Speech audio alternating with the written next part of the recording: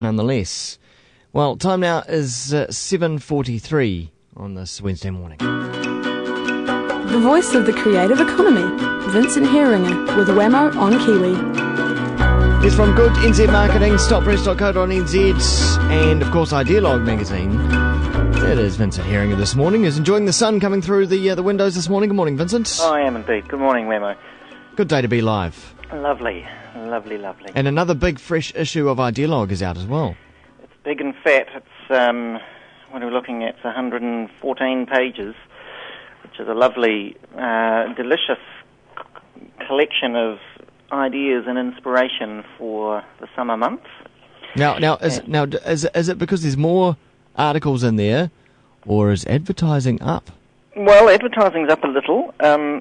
Mostly it's big and fat because we've put in a really interesting, it's a 40-page installment all about how to turn your crazy ideas into reality.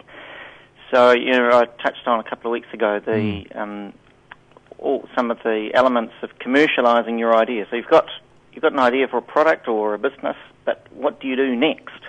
How do you actually, get serious about it? So we've done we're doing a 2-installment guide to commercialising your ideas, and it just goes through sort of, the 8 steps of getting it to the point where you're ready to launch, and then the next installment will be from launch to banking your millions. Okay.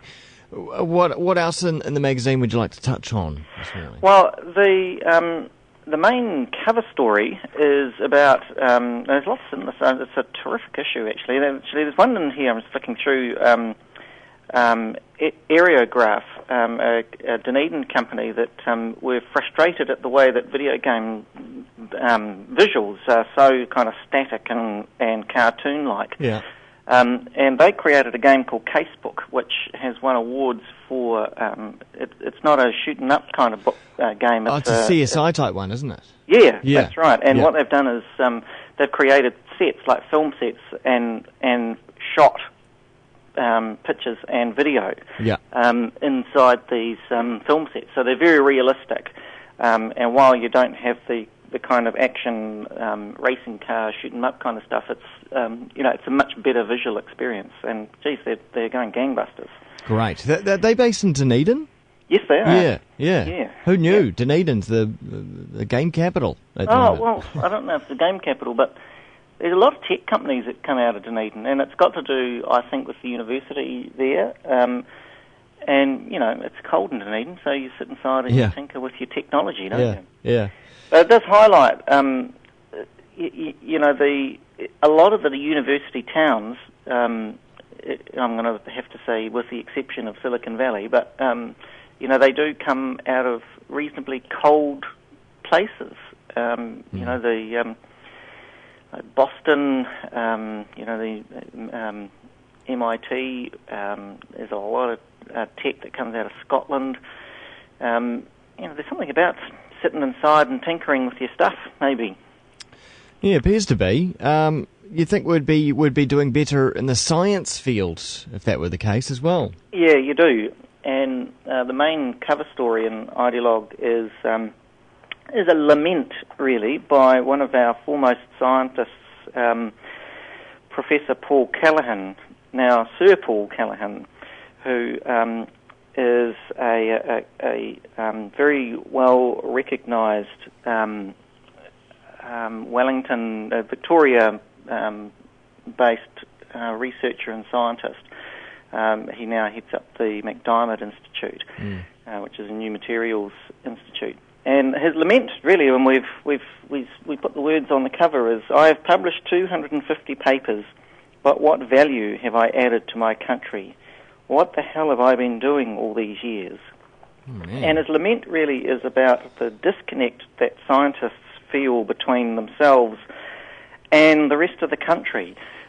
Perhaps not so much in the sense that they don't feel like citizens, but he is lamenting the disconnect between science and the economy, and saying that the problem with New Zealand science, or at least the problem with the New Zealand science contribution to the economy, is that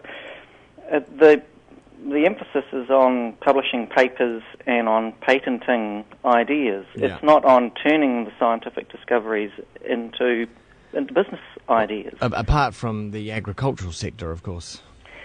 The ag sector is unusually good, which is lucky because it's unusually large. So, it's thanks to our agriculture that we really have wealth in this country, because the rest of the other sectors are not, kind of pulling their weight. They're not growing, and they don't have a scale. In particular, it's interesting, tourism rates incredibly low when it comes to innovation and R&D, and yet that is up there with dairy as sort of one of our largest industries. So this piece about science is quite interesting, and actually, one of the twists on it is we do have low R&D spend compared to the rest of the OECD countries. Yeah. And typically we blame the government, and we blame the system, and we blame anything else but the scientists. And I don't want to be too harsh, because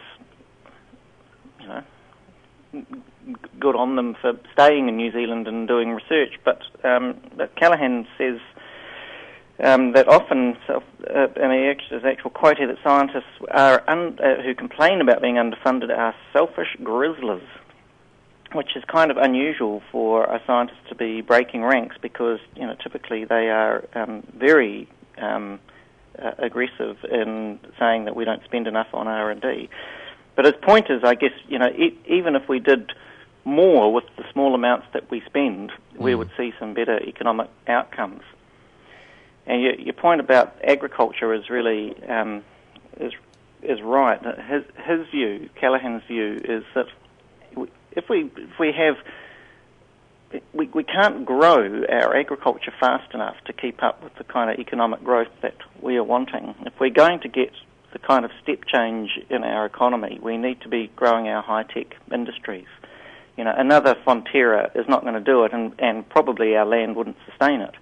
So, what is it that we can do in pharmaceuticals and in high-tech manufacturing and in software? He's saying these are the industries that really science must play a much bigger part. Because at the moment, those industries are baby industries, aren't they? They're tiny. They're in the hundreds of millions, They are? They need to be in the billions. They need to be in the billions, yeah. Well, see, I didn't even know that they were that big, so yeah. It's a start, I suppose. Our biotech sector, is our formal biotech sector, I think, excluding agricultural-related science, is only about 200 million, but it's projected to reach $1 billion within the next 8 years. But, that's small fry compared to, dairy and tourism. I mean, it was just early last week, that that rocket was sent off into space. Pretty cool. Yeah, I mean, is that indicative of a certain sector that could bloom, or that we've had more cash injected into it? Because that's a science field right there. Yeah, I don't think that cash necessarily. I mean, cash helps, but it's not throwing money at problems is not typically the right answer. I mean, I'm sure that we could all do with a bit more capital to play with, for sure. But where there's a disconnect in New Zealand, there's a new report out by the New Zealand Institute, which is an independent research body, and they produce fantastic reports.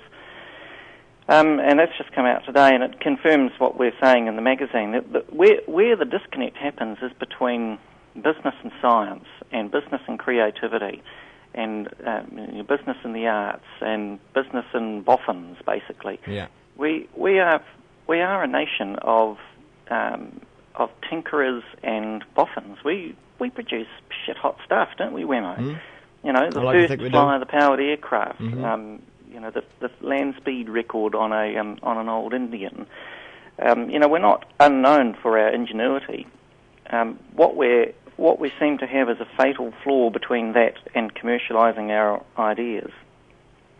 So when you look at the Rocket Man, that is a fantastic effort, but it's hardly an aerospace industry.